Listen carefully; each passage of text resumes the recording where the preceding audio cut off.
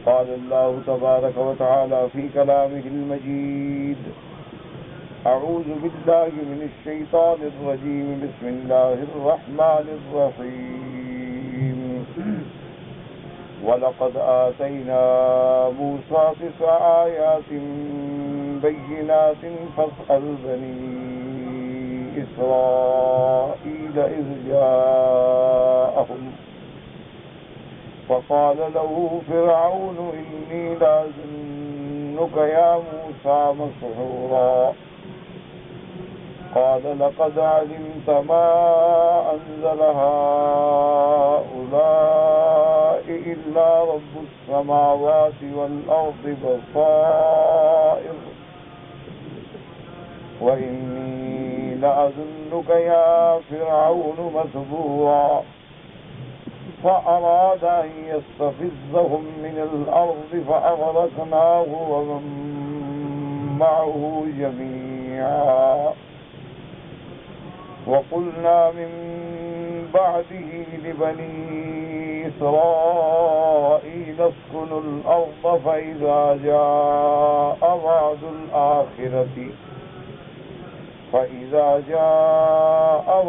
الآخرة جئنا بكم لطيفا. قال المؤلف المفسر رحمه الله تعالى: وإني لأظنك يا فرعون مسبورا أي حالكا. حضرت موسیٰ علیہ السلام نے فرعون کو مخاطب فرمایا: انی لأظنک یا فرعون مسبورا. مسبورا کا معنی حالکا، کہ تو ہلاک ہونے والا ہے، تو برباد ہونے والا ہے. اور اسی سے یاد رکھیں، ایک مسئلہ بھی سمجھ لیں کہ ان آیات مبارکہ میں 2 جگہ پر خطاب کا صیغہ ہے. ایک تو فرعون نے موسیٰ علیہ السلام سے کہا: انی لأظنک یا موسیٰ مسحورا، کہ میرا خیال ہے موسیٰ علیہ السلام کہ آپ جادوگر ہیں. تو یہ جو بہت سارا جھگڑا کرتے ہیں نا بعض اہل بدعت، کہ جی حضور صلی اللہ علیہ وسلم کو جب ہم نماز میں خطاب کرتے ہیں: السلام علیک ایھا النبی ورحمۃ اللہ وبرکاتہ، یا اسی طرح ما تقول فی حق ھذا الرجل الذی بعث فیکم. تو اس سے وہ استدلال کرتے ہیں کہ جی یہ خطاب کا جو صیغہ ہے یہ حاضر کو کیا جاتا ہے جو موجود ہو. تو جب السلام علیک ہم کہہ رہے ہیں، اس کا معنی حضور صلی اللہ علیہ وسلم موجود ہیں. تو ہر جگہ اس کا معنی یہ ہے کہ حضور صلی اللہ علیہ وسلم حاضر ہیں. اللہ معاف فرمائے، اللہ ہدایت دے. تو بہرحال یہ بات سمجھ لیں، اصل بات یہ ہے کہ لیلۃ المعراج میں حضور صلی اللہ علیہ وسلم نے جو اللہ کی درگاہ میں اپنا تحیہ پیش کیا، التحیات للہ والصلوات والطیبات، تو اب اللہ نے سلام دیا: والسلام علیک ایھا النبی ورحمۃ اللہ وبرکاتہ. تو یہ اللہ تبارک و تعالیٰ کی طرف سے.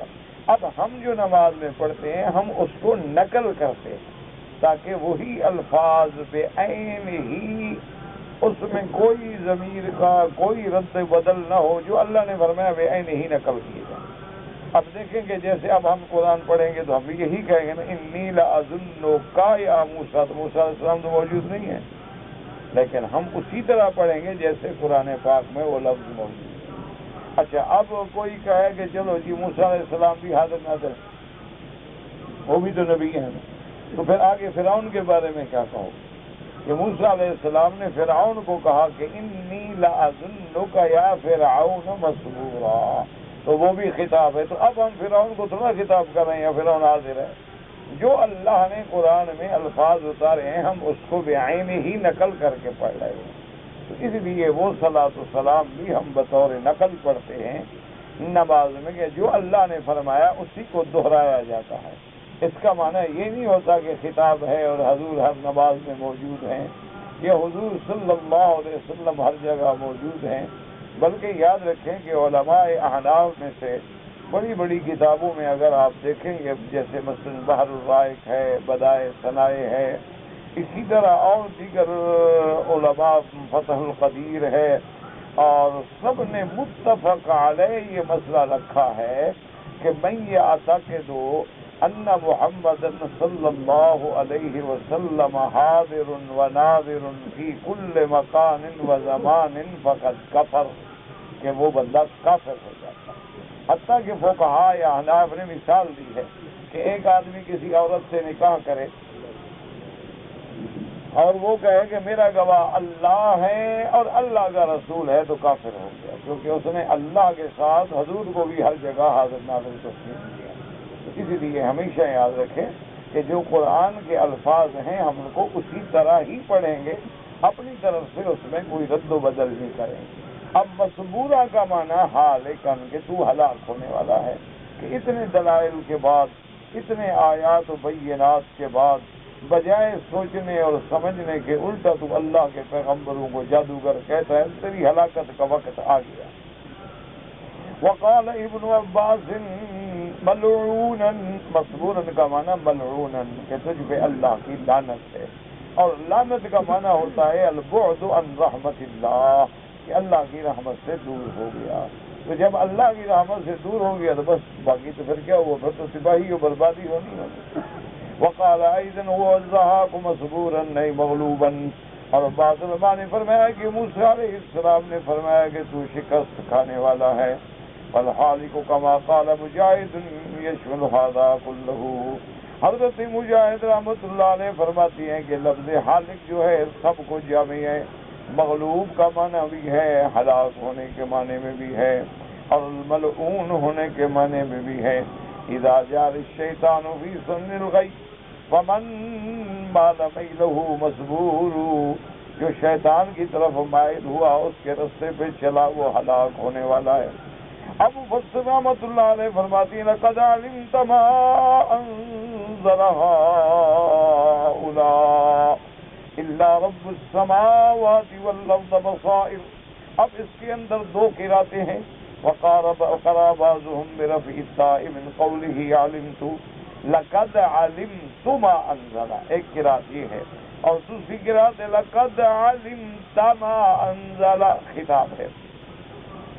وروى ذلك عن علي بن ابي طالب ولكن قراءة الجمهور بفتح التاء على الخطاب لفرعون، لیکن جمہور کی قراءت راجحہ یہ ہے کہ علمتا خطاب ہے فرعون کو، کیونکہ جیسے موسیٰ علیہ السلام کو فرعون نے مخاطب کیا تو حضرت موسیٰ علیہ السلام نے بھی جواب میں فرعون کو خطاب کیا، كما قال تبارک و تعالی فی آیت اخری فلما جاءتهم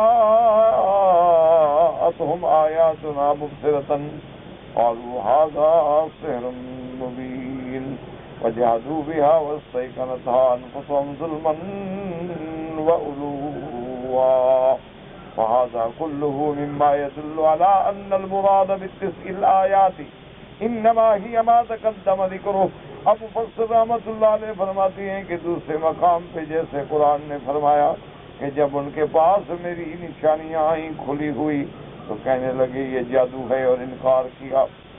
اب مفسر رحمۃ اللہ علیہ فرماتی ہیں کہ یہ ساری آیات اس بات پہ دلالت کرتی ہیں کہ وَلَقَدْ آتَيْنَا مُوسَىٰ تِسْعَ آیَاتٍ بَيِّنَاتٍ، کہ ان 9 آیات سے کیا مراد ہے اللہ نے جو معجزے دیے، انما ہی ما تقدم ذکرہ من العصا والید والسنین ونقص من الثمرات والطوفان والجراد والقمل والضفادع والدم التي فيها حجج وبراهين على فرعون وقومه۔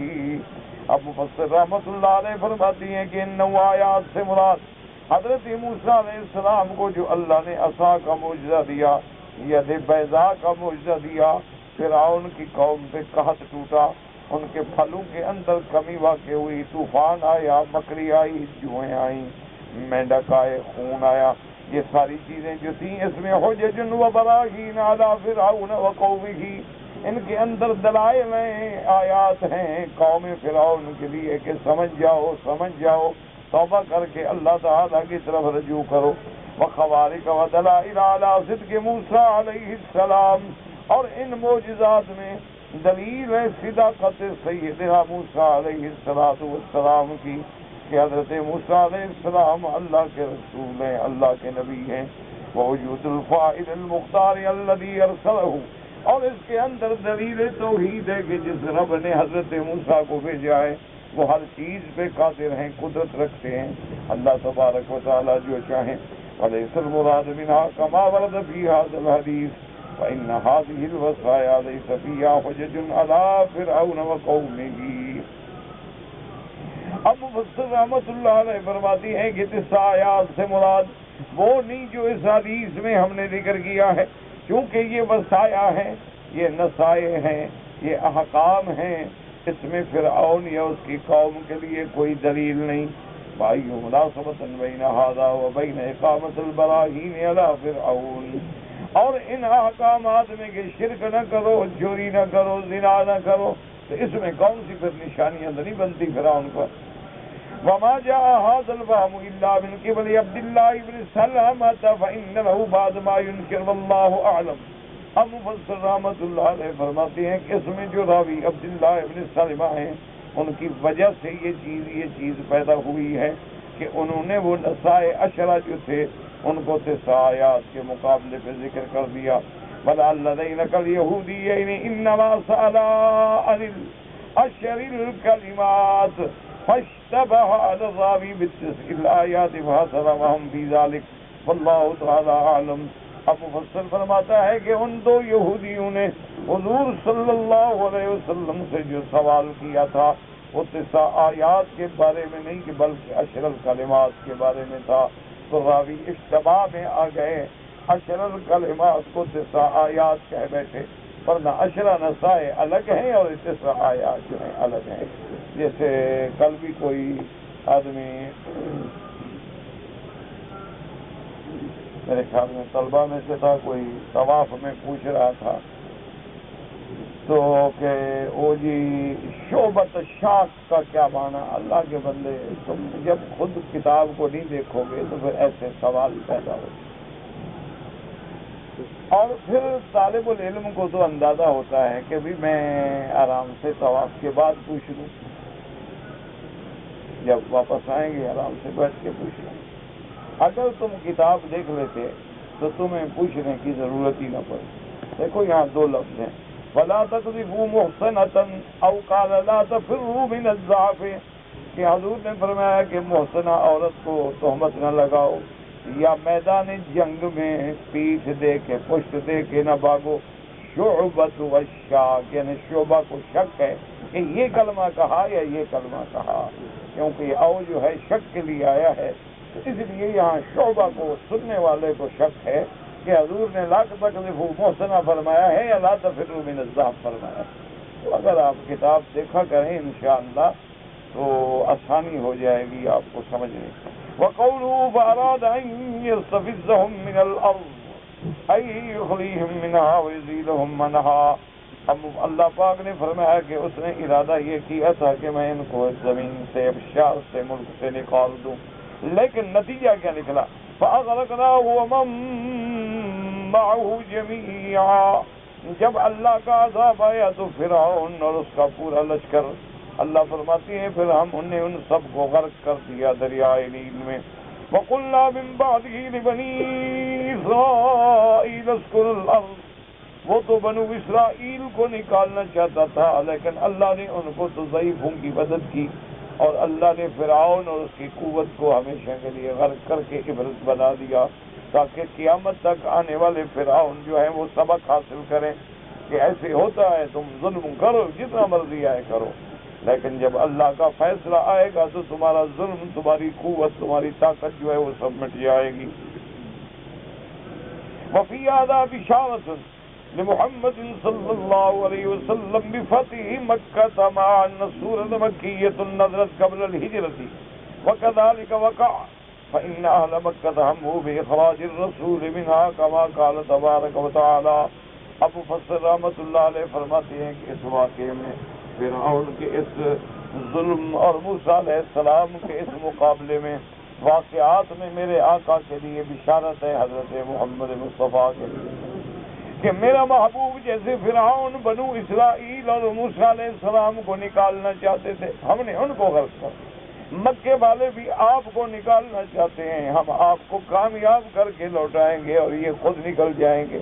تو اس میں بشارت ہے محمد رسول اللہ صلی اللہ علیہ وآلہ آلہ واصحابہ وسلم تسلیما کثیرا کثیرا كما قال تعالی وإن كادوا ليستفزونك من الأرض ليخرجوك منها، جیسے کافر کوشش کرتے تھے کہ حضور کو نکالیں، جیسے اللہ نے دوسری آیت میں بھی فرمایا وَإِذْ يَمْكُرُ بِكَ الَّذِينَ كَفَرُوا لِيُثْبِتُوكَ أَوْ يَقْتُلُوكَ أَوْ يُخْرِجُوكَ وَيَمْكُرُونَ وَيَمْكُرُ اللَّهُ وَاللَّهُ خَيْرُ الْمَاكِرِينَ وَلِهَذَا أَوْرَثَ اللَّهُ رَسُولَهُ مَكَّةَ وَدَخَلَ عُنْوَةً عَلَى أَشْهَرِ الْقَوْلَيْنِ وَقَهَرَ أَهْلَهَا ثُمَّ أَتْرَكَهُمْ حِلْمًا وَكَرَمًا۔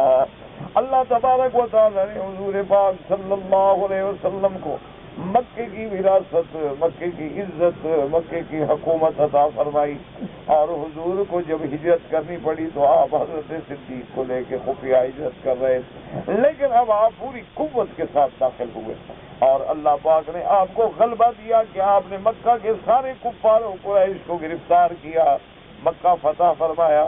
لیکن یہ میرے حضور کا کرم ہے، حضور کا حلم ہے کہ آپ نے پھر اپنے دشمنوں کو بھی آزادی عطا فرما دی، ورنہ آپ تو حضور نے مکہ تو فتح فرمایا ہے، آپ پوری قوت کے ساتھ داخل ہوئے، تمام قریش کے روسا گرفتار ہوئے، لیکن پھر حضور نے فرمایا انتم الطلقاء، جاؤ میں نے تمہیں آزاد کر دیا۔ كما أورث الله القوم الذين كانوا يستضعفون من بني إسرائيل مشارق الأرض ومغاربها وأورثهم بلاد فرعون وأنفالهم وزروهم وثمارهم وكنوزهم، جیسے اللہ تبارک و تعالی نے اس قوم کو جو کمزور تھی بنی اسرائیل میں، جو ہر جگہ بیچارے اپنے ذوق سے پھیلے ہوئے تھے، اللہ پاک نے ان کو پھر فرعون کے اس ملک کا وارث بنایا، فرعون کے اموال، فرعون کی زراعت، ان کے باغات، ان کے کنائز، ان کے خزانے جو ہیں اللہ نے پھر اس کمزور قوم کو عطا فرما دیے۔ كما قال تعالی كذلك وأورثناها كذلك وأورثناها بني اسرائیل۔ تو یہ سنت اللہ ہے کہ اللہ کی جب مدد آتی ہے تو اللہ پھر کمزوروں کو غالب کر دیتے ہیں، اور جو فراعین زمانہ ہوتے ہیں، فرعون، نمرود، قارون کی ہلاکت کے فیصلے ہوتے ہیں۔ آج بھی آپ دیکھ لیں کہ جو طاقتیں مسلمانوں پہ قہر اور ظلم اور جبر کر رہی ہیں، ایک وقت آئے گا کہ ان کا قہر، ان کا جبر، ان کی قوت، ان کا طاغوت سب مٹ جائیں گے، اور اللہ تبارک و تعالی غلبہ جو ہے پھر ان کمزور مسلمانوں کو عطا فرمائیں گے۔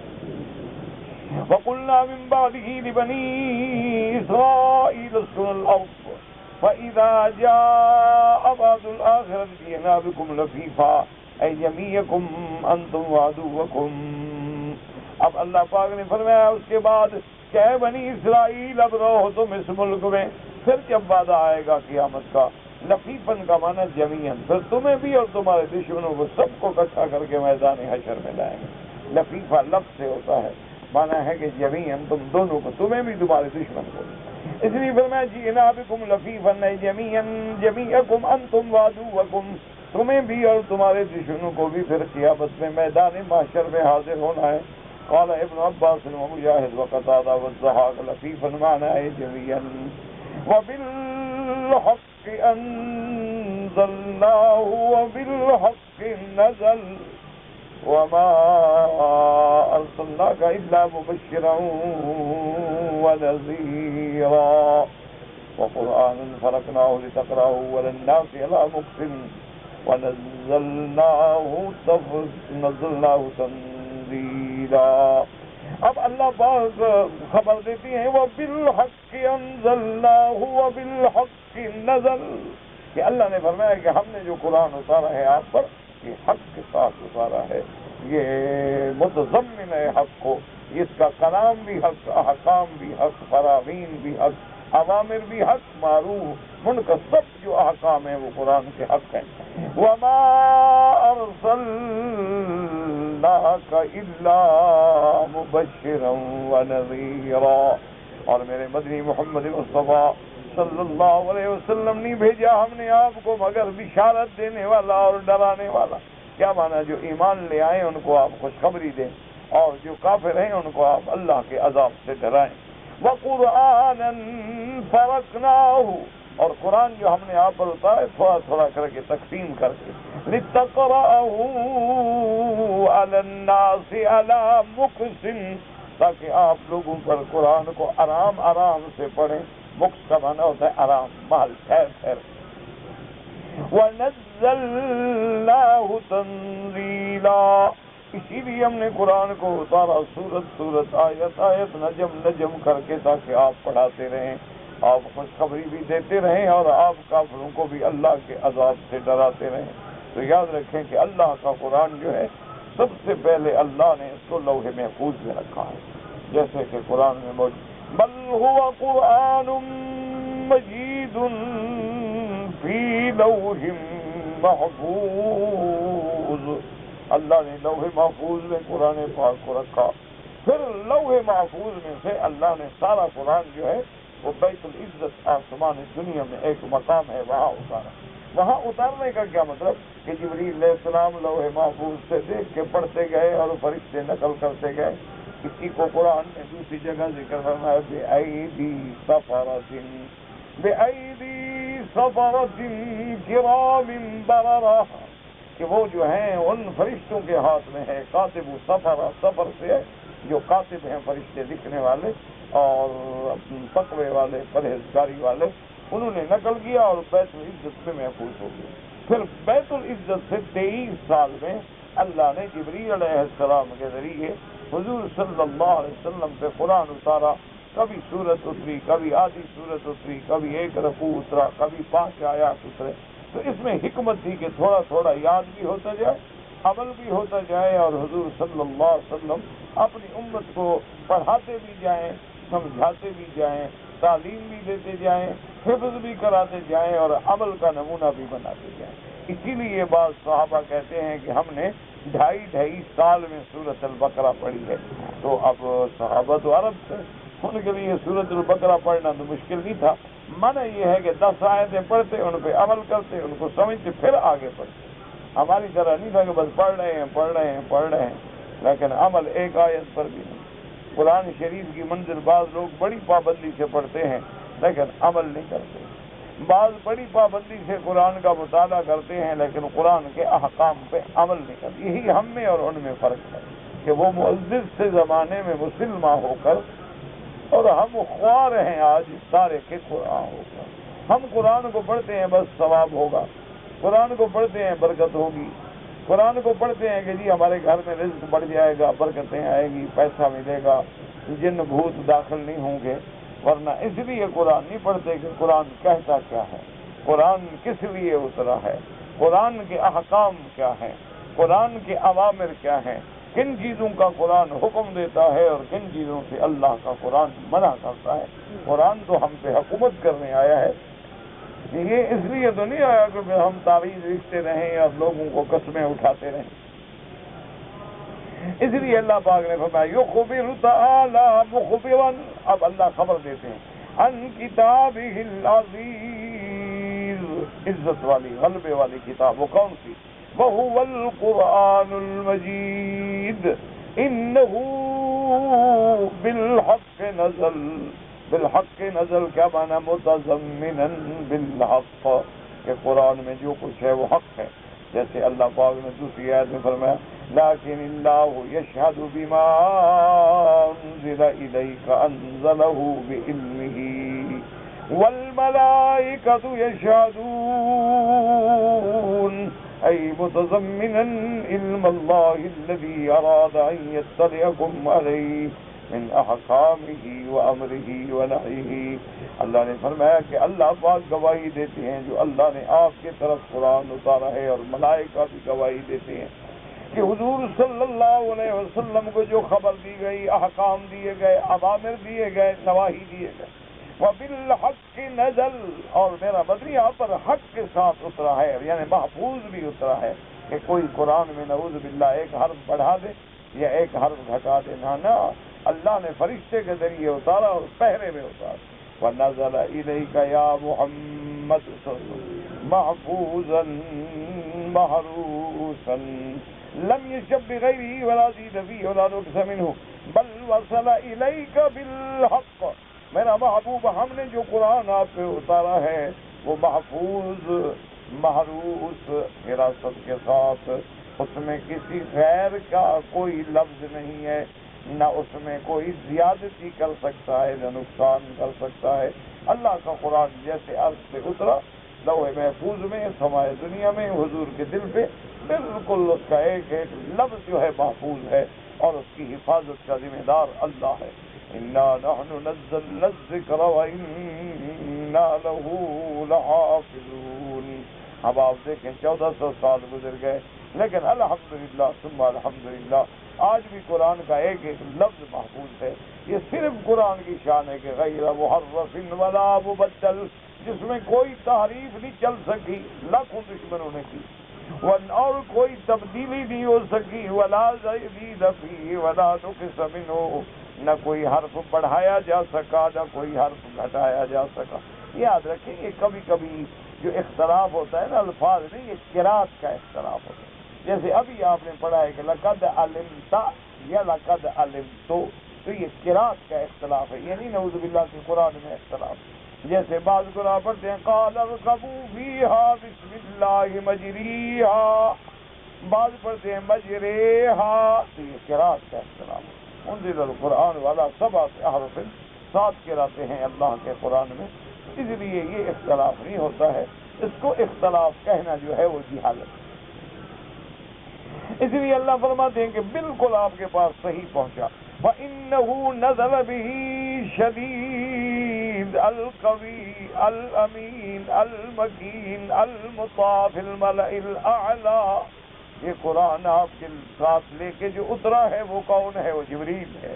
وہ بڑی طاقت والا ہے، وہ بڑی شدت والا ہے، وہ بڑی امانت والا ہے، اور جس کی ملائے اعلیٰ میں تمام ملائکہ اطاعت کرتے ہیں، سب کا سردار ہے.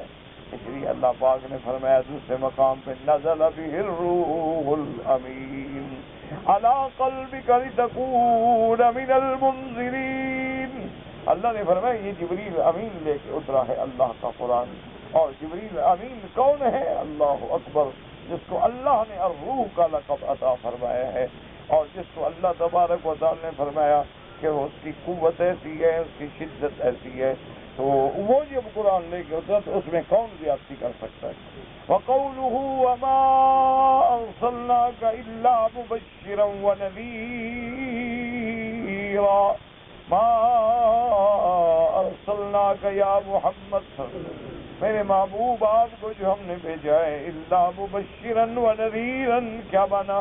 مبشرًا لمن اطاعك من المؤمنین، آپ ایمان والوں کو خوشخبری سنا دیں، اور جو آپ کے نافرمان ہیں ان کو اللہ کے عذاب سے ڈرا دیں. وَنَذِيرًا لِمَنْ عَصَاكَ مِنَ الْكَافِرِينَ. وَقَوْلُهُ وَقُرْآنًا فَرَقْنَاهُ لِتَقْرَأَهُ عَلَى النَّاسِ عَلَى مُكْثٍ وَنَزَّلْنَاهُ تَنزِيلًا. اب مفسر رحمۃ اللہ علیہ فرماتی ہیں وَقُرْآنًا فَرَقْنَاهُ، اما قرأت من قرأ بالتخفيف ومن فصلناه من اللوح المحفوظ إلى بيت العزة من السماء الدنيا ثم نزل مفرقا منجما على الوقاء إلى رسول الله صلى الله عليه وسلم في 23 آية. اب مفسر رحمۃ اللہ علیہ فرماتے ہیں یہاں بھی 2 قرأتیں ہیں، وَقُرْآنًا فَرَقْنَاهُ یعنی تخفیف کے ساتھ، اور دوسری قرأت فرقناہ تشدید کے ساتھ. تخفیف کے ساتھ معنی کیا ہوگا کہ میرے مدنی ہم نے آپ کے لیے کھولا ہے فصلناہ من اللوح المحفوظ، پھر اس کو ہم نے آسمان دنیا بیت العزت میں بھیجا، پھر ہم نے آپ کو صورت کر کے قصے کر کے آپ ہنستے وقت آئے جیسے ضرورت پیش آئی، اسی طرح اللہ نے قرآن اتارا حضور پاک میں 23 سال کے اندر۔ قال اکرمۃ عن ابن عباس وعن ابن عباس ایضا انه قرأ فرقناه بالتشریف ای انزلناه آیتا مبینا مفسرا، یا یہ ہے کہ قرآن کو ہم نے فرقناه مانا آیت آیت ایک ایک آیت کھول کھول کے اتاری۔ ولہذا قال تبارک وتعالی لتقرأه على الناس على مكث أي لتبلغه الناس وتتلوه عليهم، میرا مدنی آپ امت کو، آپ لوگوں کو پہنچائیں، آپ تبلیغ فرمائیں، اللہ کے قرآن کے احکام پہنچائیں۔ على مكث من محل، آہستہ آہستہ آہستہ آہستہ اتارا گیا۔ ونزلناه تنزیلا، اور ہم نے قرآن کو اتارا تھوڑا تھوڑا کر کے، شیئا بعد شیئا، یعنی ہم ایک دفعہ نہیں اتارا۔ یاد رکھیں جہاں ہو انزلنا ہو تو وہاں مراد ہوتا ہے کہ سارا قرآن اکٹھا اتارا گیا، اور جہاں نزلنا ہو تو مانا تھوڑا تھوڑا اتارا گیا۔ تو بعض جگہ قرآن میں ہے انزلنا، جیسے فرمایا انا انزلناه فی لیلۃ القدر، جیسے فرمایا ان واتبعوا النور الذی انزل معه، اور کہیں فرمایا نزلناه تنزیلا۔ اس لیے علماء نے جمع کیا کہ قرآن کی آیات میں کوئی تعارض نہیں، اللہ نے لوح محفوظ سے تو ایک ہی دفعہ سارا قرآن اتار دیا، پھر حضور پاک پر تھوڑا تھوڑا تھوڑا تھوڑا اترا، اس لیے کہیں فرمایا انزلنا اور کہیں فرمایا نزلنا۔ قل آمنوا به او لا تؤمنوا ان الذين اوتوا العلم من قبله اذا يتلى عليهم يخرون للاذقان سجدا ويقولون سبحان ربنا ان كان وعد ربنا لمفعولا ويخرون للاذقان يبكون ويزيدهم خشوعا۔ یاد رکھیں سجدہ ہے اس آیت میں، تو آپ حضرات بعد میں جب یاد آئے تو سجدہ کر لیجیے، سجدہ تلاوت۔ اب اس میں اللہ پاک کا جلال ہے، فرمایا میرے محبوبان کے ایمان لاؤ لے آؤ، نہیں لاتے نہ لے آؤ، اللہ کا کیا نقصان۔ اگر ساری دنیا ایمان لے آئے تو میرے اللہ کی عزت و عظمت میں کوئی اضافہ نہیں ہوگا، اگر ساری دنیا کافر ہو جائے تو اللہ کے شان میں کوئی کمی نہیں ہوگی۔ اگر ایمان لاؤ گے تمہارا بھلا ہے، اگر کفر کرو گے تمہارا اپنا گھاٹا ہے۔ جن لوگوں کو اللہ نے علم دیا ہے جب قرآن ان پہ پڑھا جاتا ہے یخرون للاذقان سجدا، وہ گر جاتے ہیں سجدے میں، اور کیا کہہ رہے ہیں وَيَقُولُونَ سُبْحَانَ رَبِّنَا، پاک ہے رب ہمارا، ان کان وعد ربنا لمفعولا، اللہ کا وعدہ سچا ہے وہ ہو کے رہے گا۔ وَيَخِرُّونَ لِلْأَذْقَانِ، اذقان ذکر کو کہتے ہیں، یعنی وہ ٹھوڑیوں کے بل گر جاتے ہیں، یبکون روتے ہیں، وَيَزِيدُهُمْ خُشُوعًا، اور ان کی خشیت جو ہے قرآن پڑھتے ہوئے بڑھ جاتی ہے۔ جن کو اللہ نے ایمان دیا ہے قرآن کی تلاوت سے ان کے اندر ایک کیفیت پیدا ہوتی ہے۔ اس لیے بعض مفسرین نے لکھا ہے کہ جس عالم کو قرآن رلاتا نہ ہو وہ سمجھے کہ وہ عالم ہی نہیں۔ اللہ اکبر، پتہ نہیں ہم لوگ کس کھاتے میں جائیں گے۔ قرآن کی تو شان یہ ہے نا جی کہ قرآن پڑھے اور روئے نہ، قرآن پڑھے اور رقت طاری نہ ہو، قرآن پڑھے اور آنسو نہ نکلے، تو قرآن کی تو شان یہ کہ اذا تلیت علیہم آیاتہ زادتہم ایمانا، جب قرآن پڑھا جاتا ہے تو ان کا ایمان بڑھ جاتا ہے۔ کبھی کبھی ایسا ہوتا کہ آیت وعید جو صحابہ پڑھتے تو بستر پہ گر جاتے اٹھنے سے، اللہ کے عذاب سے۔ تو اس لیے قرآن پڑھیں اور روئیں اللہ کے آگے، قرآن پڑھ کے رونے وہ سب سے قیمتی چیز جو ہے نا یاد رکھو آنسو ہے۔ بس جس کو رونا آ گیا نا اس کا کام بن گیا، اور جس کی آنکھوں پہ آنسو بند ہیں والا دل پہ مہریں لگی۔ علاج کیا ہے؟ توبہ کرو، کثرت سے درود پڑھو، کثرت سے استغفار کرو اور عورتوں کو دیکھنا چھوڑ دو بس. پھر دیکھیں کہ قرآن پڑھتے ہوئے رونا آتا ہے کہ نہیں آتا. دیکھو نا تم عمل ہی نہ کرو, ڈاکٹر سے نسخہ لے کے جیب میں رکھ لو تو پھر تو دوا فائدہ نہیں دے گی. دوا تو تب فائدہ دے گی نا جب عمل بھی کرو. اس لیے قرآن کا پڑھنا, اسی لیے حضور نے پناہ مانگی, اللہم انی اعوذ بک من علم لا ينفع ومن ان قلب لا یخشع. اللہ مجھے اس دل سے بھی پناہ دے جو تجھ سے نہ ڈرے, اس علم سے بھی پناہ دے جس سے نفع نہ پہنچے. اور آگے فرماتے ہیں حضور نفس لا تشبع, اللہ ایسا پیٹ بھی نہ دے جو جہنم ہے, حل من مزید حل من مزید, ہر وقت بھرنے کا فکر ہے, ہر وقت پیسہ پیسہ پیسہ پیسہ لگاؤ. اور فرمایا وَأَنْ عَيْنٍ لَا تَدْمَعَ, اللہ اس آنکھ سے بھی پناہ دے جو جرے خوف سے روتی نہ ہو. وَأَنْ دَعْوَةٍ لَا يُسْمَعَ, اور اللہ اس دعا سے بھی پناہ دے جو تیرے دربار میں قبول نہ ہو, جو سنی نہ جائے. اس لیے ہمیشہ یاد رکھو کہ اگر قرآن پڑھتے ہوئے رونا نہیں آتا تو معنی یہ ہے کہ ہمارے دل پہ زنگ لگ گیا ہے. اب دیکھو نا جی, آپ نے دیکھا ہے نا کہ چھری ہے, چاقو ہے, تلوار ہے, بڑی تیز ہوتی ہے لیکن زنگ لگ جائے تو اب کام نہیں کرتی. زنگ لگ جائے حالانکہ ہے تو تلوار. اب اس کو جناب لیمون لے کے آپ جناب صفائی کرنا شروع کریں, ماشاءاللہ صفا کرتے کرتے زنگ اتر جائے, پھر ذرا اس کو پتھر پہ ذرا لگائیں, تھوڑا اس کی دھار پھینکیں, 1 سیکنڈ میں پھر کام کریں. تو یہ جب ہمارے دلوں پہ زنگ لگ جاتا ہے, میل آ جاتا ہے گناہوں کا, تو پھر آنکھوں سے آنسو کیسے بہیں؟ ان کو پاک کرنے کا کیا ہے کہ استغفار کا جو ہے نا اس کا رگڑا لگاؤ استغفار پڑھ کے. جیسے دیکھا نا آپ نے جو گاڑیوں کو رنگ کرتے ہیں تو پہلے اس کو رگڑتے ہیں رگڑ کے صاف کر کے پھر رنگ کرتے ہیں. پہلے استغفار کا رگڑا لگاؤ, پھر محمد مصطفیٰ کے درود کی مرہم رکھو, اور پھر قرآن کی تلاوت کرو, اور آنکھوں کو صرف عورتوں سے بچا لو کہ بس غیر محرم پہ نظر نہ پڑے.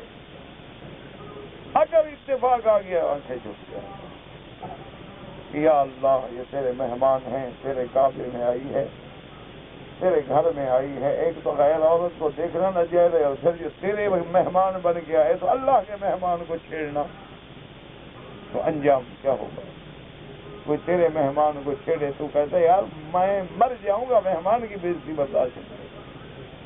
اور وہ تو قادر ہے, کریم ہے, وہ اس کے گھر کے لیے آئی ہے تو اس کے پیچھے لگا ہوا, وہ طواف کر رہی ہے جناب, ادھر سے ہی چکر کاٹ رہا ہے کہ چلو قریب سے گزر تو جاؤں نا کسی طرح. ایسے طواف سے بالکل نہ کیا کرو طواف, اور اللہ کے عذاب کو دعوت نہ دیا کرو. ایک طواف کرو, انسان بن کے کرو, نظر نیچے ہو, کسی غیر محرم پہ نہ پڑے, سامنے آ جائے نظر جھکا لو کہ میری بہن ہے, بیٹی ہے, ماں ہے, اللہ کے دروازے پہ مہمان ہے, اللہ کے گھر میں پناہ میں آئی ہے, میں اللہ کی پناہ کو نہ توڑوں, کہیں میری پناہ نہ ٹوٹ جائے. تو بس یہ تصور کر لیں, اور 1 ہفتے کے بعد انشاءاللہ مجھے بتائیں کہ قرآن پڑھتے ہوئے تبدیلی آئی ہے تیرے اندر کہ نہیں آئی. ورنہ بس ایسے طوطے کی طرح وہ بھی کہتا رہتا ہے نا چوری کھائے گا, مٹھو چوری کھائے گا, نہ پتہ ہے مٹھو کیا ہوتا ہے, نہ پتہ ہے چوری کیا ہوتا ہے. اگر ایسے ہی قرآن پڑھنا ہے تو ماشاءاللہ پھر پڑھ رہے ہو نا, یہی تو ہے نا, کبھی زندگی گزر گئی, نہ تم بدلا نہ میں بدلا. اسی طرح جو حال تھا وہ اسی طرح, جو داڑھی مڈاتا تھا اسی طرح مڈاتا, جو جھوٹ بولتا تھا اسی طرح بولتا, جو فیشن کرتا تھا اسی طرح کرتا, جو رات کو فلموں پہ دیکھتا تھا اسی طرح دیکھتا, جو عورتوں کے پیچھے بھاگتا تھا اسی طرح بھاگتا. پھر قرآن سننے کا کیا فائدہ, درس میں بیٹھنے کا کیا فائدہ اگر انقلاب نہ آئے. اگر کسی کے دل میں دماغ میں غصہ بھرا ہوا ہے, 30 سال قرآن پڑھتے گزر گیا, غصہ ہی نہیں نکلتا, تو وہ غصہ نہیں کیوں کرتے, لوگوں کو معاف نہیں کرتے, اللہ تمہیں معاف کیوں کرے. کسی کو 2 منٹ کی جگہ بھی نہیں دیتے کہ بیٹھ جائے تمہارے ساتھ قرآن سن لیں, تو اللہ سے جنت مانگتے ہو اتنی بڑی, بھی عقل کرو. اذا قیل لکم تفقہوا فی المجالس فافقہوا, تو اگر ہمارے یہ عادات ابھی تک نہیں بدلے ہیں میرے عزیز، تو معلوم یہ ہوا کہ قرآن اوپر سے گزر رہا ہے، اندر نہیں اتر رہا ہے۔ حضور نے فرمایا کہ وقت آ جائے گا میری امت کے لوگ ایسے ہوں گے یمرقون من الدین کما یمرق السهم من الرمیۃ، فرمایا ان کو دین سے ایسے نکل جائیں گے جیسے تیر شکار سے نکل جاتا ہے، اس کو کوئی خون نہیں لگتا۔ یہ بھی سارا قرآن پڑھ کے نکل جائیں گے، فائدہ کچھ نہیں ہے۔ ویسے تمہاری مرضی ہے، لیکن ایک چھوٹا سا نسخہ میں نے بتلا دیا ہے کہ درود شریف، استغفار اور غیر محرم عورت کو دیکھنا چھوڑ، تصویر دیکھنا چھوڑ، فوٹو دیکھنا چھوڑ، گھر میں فوٹو ووٹو ہیں نکال دو، اور اپنے کمرے کو صاف کر دو تاکہ اللہ کے فرشتے آئیں، اللہ کی رحمت۔ رات کو سوتے وقت تمہیں جو قرآن کی آیت یاد ہے پڑھ لو، قل هو اللہ، قل اعوذ بالفلق، قل اعوذ کچھ نہیں آتا، بسم اللہ الرحمن الرحیم وہ تو آتا ہے، اعوذ باللہ من الشیطان الرجیم، بس پڑھ کے دم کر کے سو جاؤ۔ اللہ تبارک و تعالیٰ ایک ہفتے کے بعد مجھے بتانا کہ قرآن میں پھر لذت آئی کہ نہیں آئی۔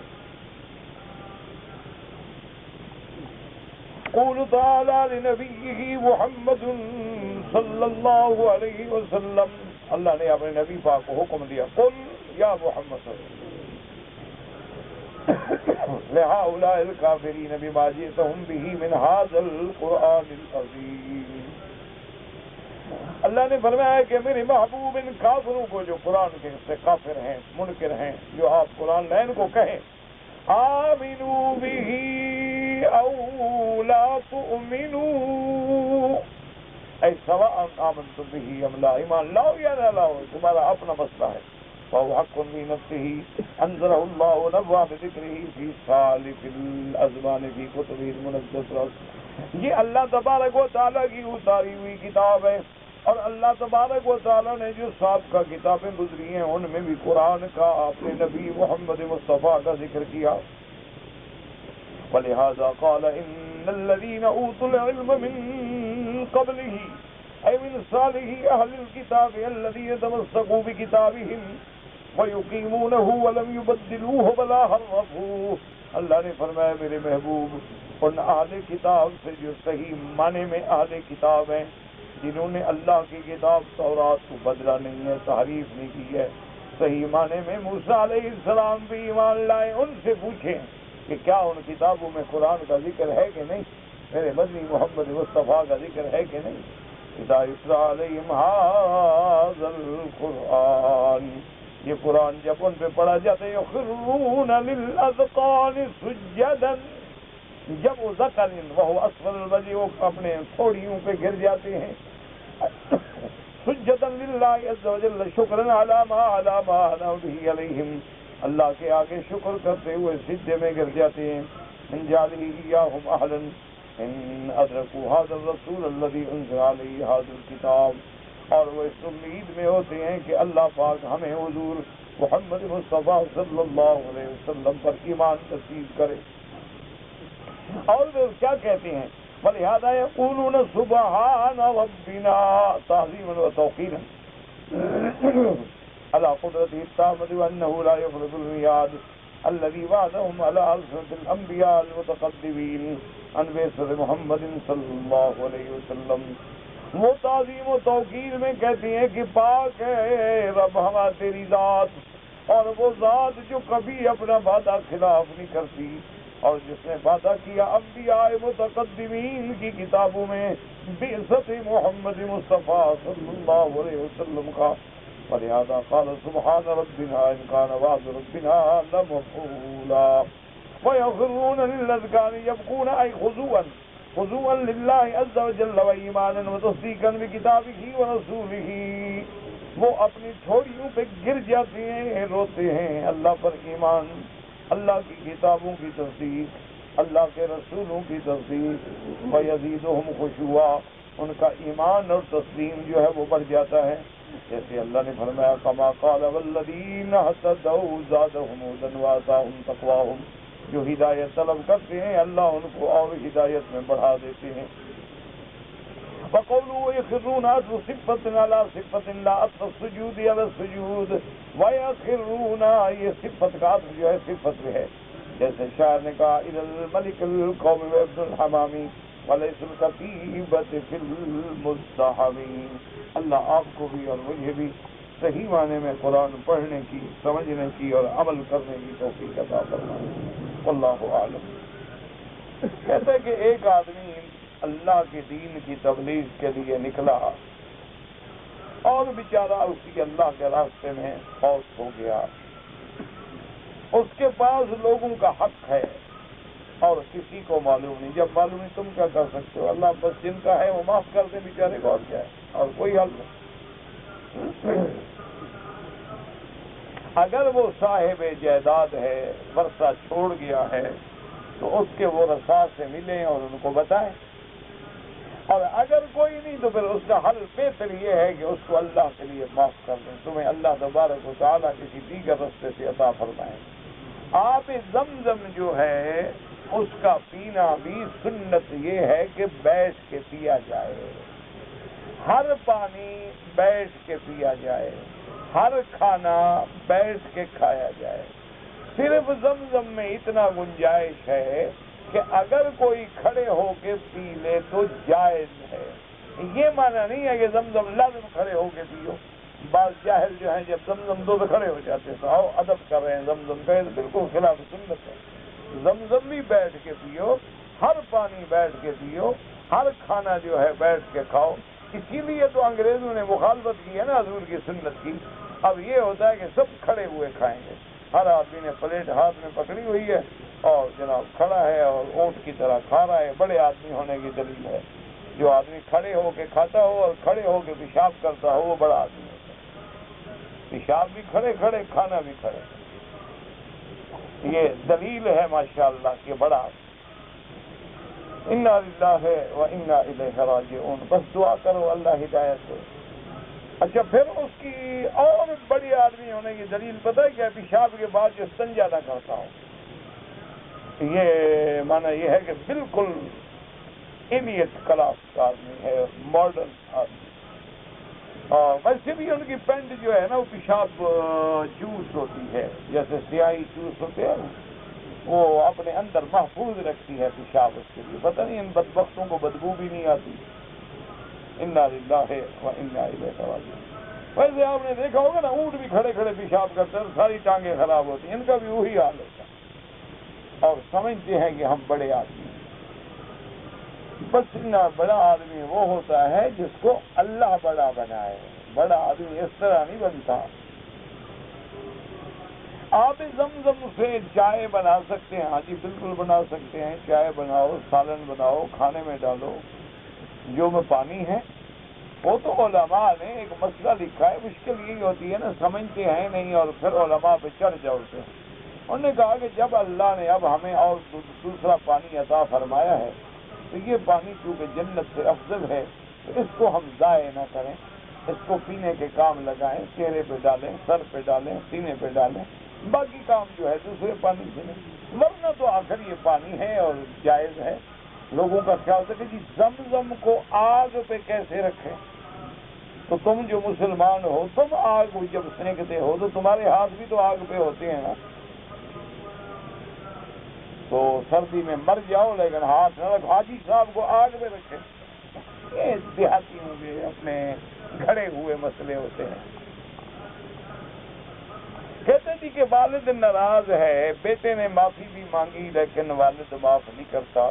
کوئی بات نہیں، نہ کرے، تم فرما برداری کر۔ وَلَا تَقُلْ لَهُمَا أُفٍّ وَلَا تَنْهَرْهُمَا۔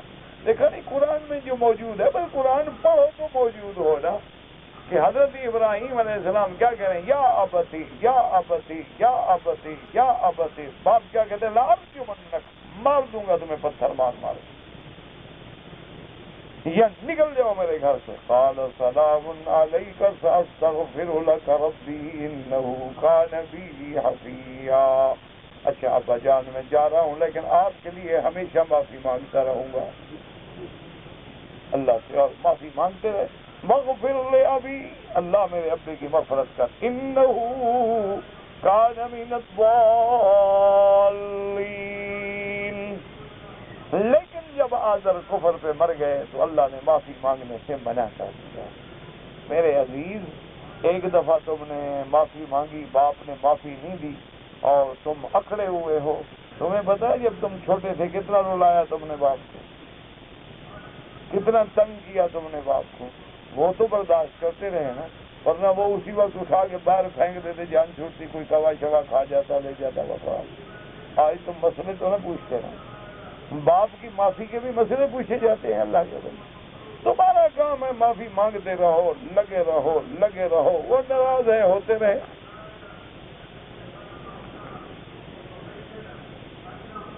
قیامت کے دن کن لوگوں کا علماء کے ساتھ حشر ہوگا؟ جو علماء سے محبت کریں گے، کیونکہ حضور پاک کی حدیث ہے کہ ہر آدمی کو اس کی محبت کرنے والوں کے ساتھ اٹھایا جائے گا. ہر آدمی اس صنف کے ساتھ اٹھایا جائے گا جس سے وہ محبت کرتا ہے. من تشبہ بقوم فہو منہم. تو جو علماء کی صحبت رکھیں گے، علماء سے محبت کریں گے، علماء کا کہنا مانیں گے، علماء کے پاس علم سیکھیں گے، اللہ ان کو بھی ان کے ساتھ اٹھائے گا. کہتے جی کہ نماز تراویح جو ہے وہ کتنی رکعت، لکھنا نہیں آتا بیچارے، مسئلہ پوچھنا ہے. آپ جناب جتنی مرضی آئے پڑھیں، 8 رکعت پڑھیں، 13 رکعت پڑھیں، 20 رکعت پڑھیں، جتنا مرضی، کوئی مسئلہ نہیں. جتنا گڑ ڈالو گے اتنا میٹھا ہوگا. جو 20 رکعت پڑھیں گے وہ 20 لاکھ رکعت کا ثواب لے کے جائیں گے، جو 8 پڑھیں گے 8 رکعت. تو کوئی مسئلہ نہیں، کوئی جھگڑا تو ہے ہی نہیں. نماز وتر کتنی رکعت ہیں؟ 3 رکعت ہیں. کچھ لوگ کہتے ہیں کہ تہجد 8 رکعت اور 1 رکعت وتر تھی، وہ 1 پڑھیں، لیکن پڑھیں گے وہ بھی 2 کے بعد. یہ نہیں ہو سکتا کہ صرف 1 رکعت پڑھیں اور 8 نہ پڑھیں. فرق کیا ہوا؟ بات تو وہی ہوئی کہ احناف نے 3 کو ملا کے پڑھ لیا، انہوں نے 2 پہ سلام پھیر کے 1 پڑھ لیا، پڑھا تو انہوں نے بھی 3. کوئی مسئلہ نہیں، کیونکہ امام ابو حنیفہ رحمۃ اللہ علیہ اپنے گھر سے نہیں کہتے، حدیث موجود ہے 3 کی. اچھا پھر اس پہ بھی کبھی غور کرنا کہ سفر میں اگر ظہر کی نماز ہو کتنی پڑھو گے؟ بھائی اگر سفر میں ہیں ہم اور ظہر کی نماز پڑھیں گے کتنی رکعت؟ اور گھر میں ہوں تو کتنی؟ عصر سفر میں کتنی؟ اور گھر میں؟ ہاں جی فجر کتنی پڑھو گے؟ وہ کیوں 1 رکعت نہیں پڑھتے ہو؟ اس کو آدھا کر دو. یہ 4 کو تو آدھا کرتے ہو، 2 کو کیوں نہیں کرتے؟ اچھا 3 مغرب والی جو ہیں اس کو کیسے کرو گے؟ 1.5 پڑھو گے یا 3 پڑھو گے؟ کیوں 2 پڑھو 1 رکعت چھوڑ دو؟ کیا وجہ کیا؟ اس پہ ذرا غور کرنا، پھر مسئلہ سمجھ آ جائے. اللہ ہدایت دے. ابھی تک قوم اسی پہ لڑ رہی ہے، کفر اسلام کو مٹانے پہ ہے، اور یہ جھگڑے میں ہے کہ 20 رکعت پڑھو کہ 8 پڑھو، 2 پڑھو کہ 1 پڑھو، 3 پڑھو کہ 1. ہماری بدقسمتی کا یہ عالم ہے کہ جب غرناطہ پر مسلمانوں کی صدیوں کا اقتدار کا سورج ڈوب رہا تھا اور کفر اپنے پنجے گاڑ رہا تھا، اس وقت بھی مولوی اسی جھگڑے میں تھے کہ کوا حلال ہے یا حرام ہے. اللہ کے لیے حضور کی امت کو اب نہ لڑاؤ. حضور کی امت بڑے مشکل وقت ہے. کوئی 8 رکعت پڑھتا ہے اس کو پڑھنے دو، کوئی 20 پڑھنے دو. کوئی 3 رکعت ملا کے وتر پڑھتا ہے الحمدللہ، کوئی 2 پر سلام پھیر کے 1 پڑھتا ہے الحمدللہ. اس وقت ضرورت ہے کہ حضور کی امت کو اتحاد و اتفاق کی لڑی میں پرو دو کہ مسلمان صفاً واحداً ایک صف بن جائیں، کأنہم بنیان مرصوص، کہ بالکل جیسے دیوار اینٹوں سے جڑی ہوتی ہیں. ایک اینٹ نکال دو نا پھر دیوار گرنی شروع ہو جاتی ہے. اسی لیے فروعی مسائل پر، چھوٹے چھوٹے معاملات پر امت کو لڑانے میں نعوذ باللہ اسلام کی دشمنی ہے، اسلام کا بھلا. اب اسلام کی ضرورت یہ ہے متحد ہو کر ساری قوت جو ہے وہ کفر کو جواب دیں اور علم کا مقابلہ علم سے کریں. علم کا مقابلہ ڈنڈے سے نہیں ہوتا، علم کا مقابلہ جو ہے لڑائی بھڑائی سے نہیں ہوتا. علم کا مقابلہ علم سے کریں، مضامین لکھیں، ان کے اعتراضات کے جوابات دیں، اور وہ میڈیا میں جو اسلام پہ الزام لگا رہے ہیں علماء ان کے لیے آگے بڑھیں، چینل پہ آئیں، ٹی وی پہ آئیں، الیکٹرانک میڈیا پہ آئیں، ویب سائٹوں پہ آئیں، انٹرنیٹ پہ آئیں، ان کے ایک ایک اعتراض کا منہ توڑ جواب دیں تاکہ لوگوں کے سامنے اسلام کی سچی تصویر پیش ہو۔ اگر ہم اسی طرح لڑتے رہے لوگ کہیں گے یار یہ مسلمان ہے، اور جگہ ہے شراج الحراج، جگہ ہے مدینہ منورہ میں، آپ نے پڑھا نہیں، حرہ شرقیہ، حرہ غربیہ، شراج الحرہ جگہ کا نام۔ میں کہتا ہے جی مکہ مکرمہ میں رہتا ہوں، لیکن اپنے کفیل کے ساتھ ڈپٹی میں اکثر مجھے ریاض ادھر ادھر جانا پڑتا ہے۔ کوئی بات نہیں، آپ نے حرام نہیں باندھا، کوئی حق نہیں۔ آپ ریاض سے واپس آئے تو ڈپٹی پہ گئے تھے نا، آپ عمرہ کرنے تو نہیں گئے تھے، گھر واپس آئے دوسرے دن آپ نے حرام باندھا، مینا چلے گئے، حج کیا، بالکل ٹھیک، کوئی مسئلہ نہیں۔ کہہ رہے تھی کہ عورت نے اگر بالوں پر مہندی لگائی ہوئی ہو اور مسح کرے تو جائز ہے، بالکل جائز۔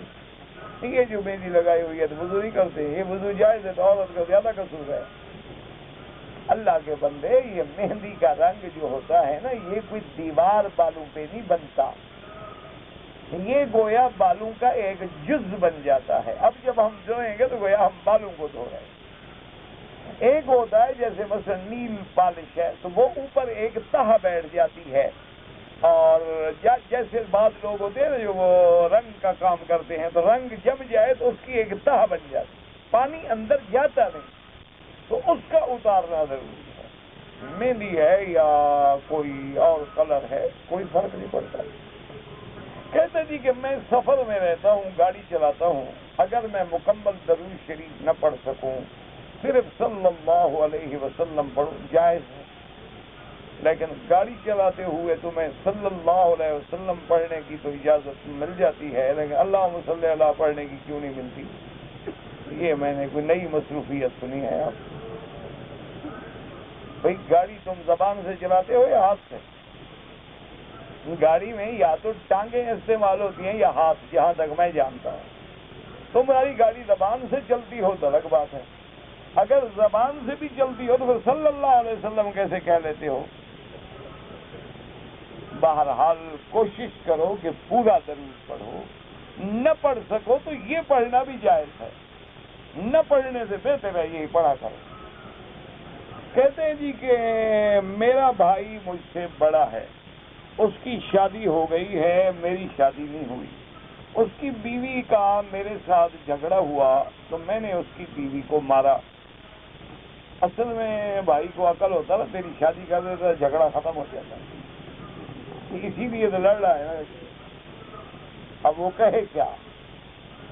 اب وہ بھائی مجھے مارنا چاہتا، تو تم نے اس کی بیوی کو مارا ہے تو جائز ہے، وہ تمہیں مارے تو ناجائز ہے؟ کیوں مارا ہے تم نے؟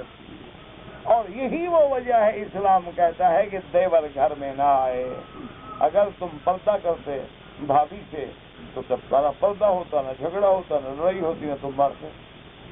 تم نے اسلام کی خلاف ورزی کی ہے، اور بھائی سے معافی مانگو، تم نے اس کی بیوی کو کیوں مارا؟ باقی تمہیں اگر شادی کا جنون چڑھا ہوا ہے تو بھائی تمہارا ٹھیکیدار ہے، کماؤ، جاؤ شادی کرو، باپ ہے تمہارا، تھوڑا ہے کہ تمہارا خرچے برداشت کرو، اپنا جاؤ، کماؤ شماؤ، پیسہ بناؤ، شادی کرو۔ آج کل تو پیسے سے شادی ہوتی ہے۔ اچھا، میں کل ہی پڑھ رہا تھا ایک 90 سال کے بوڑھے نے 20 سال کی لڑکی سے شادی کی، ماشاء اللہ۔